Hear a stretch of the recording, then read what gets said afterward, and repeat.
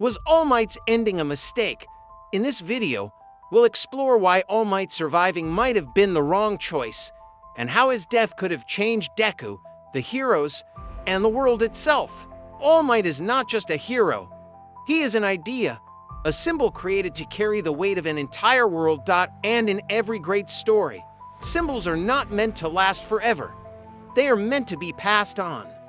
From the very beginning of My Hero Academia, society is built around one single thing: All Might's presence. As long as he exists, criminals hesitate, civilians feel safe, and heroes can breathe.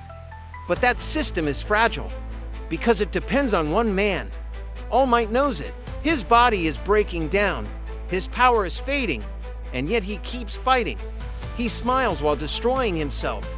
That is who he is, a man who sacrifices everything to keep the illusion of peace alive. The story prepares his fall very early, especially through his relationship with Nighteye. Nighteye doesn't exist just to predict the future. He represents something deeper, a truth that cannot be avoided. A symbol cannot survive its own ending. Everything about their relationship builds toward one idea: All Might is walking toward his death, not as a punishment, but as the natural conclusion of his role. Then comes the battle against All for One. All Might is broken, his power is nearly gone, but he rises one last time to protect the world. And Deku. Everything about that moment feels final. The tension. The music, the way the scene is framed. Narratively, it is the perfect ending. The symbol falls after passing the torch, but he survives. And that's where something important is lost. Because a new symbol cannot truly rise while the old one still exists. Deku is meant to become the next pillar of society. But as long as All Might is still alive, the world and the audience remains emotionally attached to the past. The future never fully takes its place. After the fight, the conversation between All Might and Nighteye makes this even clearer. Nighteye realizes that the future didn't change because fate was wrong, but because All Might had already inspired others to carry on his will. That moment was meant to validate a sacrifice, not erase it. The story was telling us that even if the hero falls, what he created will continue.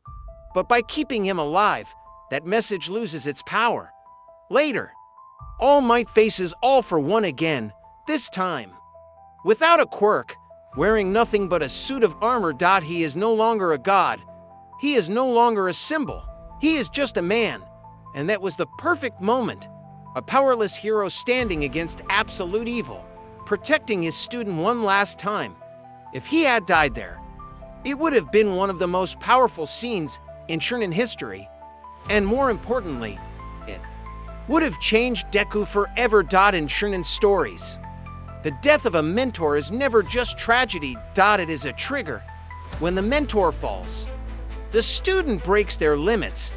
Loss creates growth. If All Might had died in front of Deku, Deku would have awakened. Not just in power, but in responsibility. In identity. He wouldn't just be the successor, he would become the symbol. But All Might survives again, and Deku never experiences that defining moment. He never feels that true loneliness of a hero, the weight that turns someone into a pillar of the world. But the biggest missed opportunity isn't just about Deku. It's about everyone else. Imagine what All Might's death would have meant to the people around him. To Aizawa, who understands the burden of protecting students. To Endeavor, who spent his entire life chasing a shadow that no longer exists. To the pro heroes who built their careers under the safety of his presence. And to the civilians who suddenly realize that the man who kept them safe is gone. His death would have forced the world to grow up. No more relying on one symbol. No more hiding behind one smile. True hero society would finally be born. Instead, the world stays emotionally frozen. Everyone knows All Might is no longer the same, but because he is still alive, they never fully move on. Instead, All Might becomes something worse than a martyr. He becomes a hollow symbol, a living legend who can no longer act, a reminder of the past instead of a guide to the future. He doesn't protect anymore, he only watches. And in a story about legacy, that is the worst possible fate. The greatest thing a mentor can do is leave. Not because they are weak, but because their student is finally ready. All Might was never meant to survive. Not because he was useless, but because his role was complete. And a world can't have two symbols of peace. If you enjoyed this analysis, make sure to subscribe, like, and turn on the bell so you don't miss the next analysis.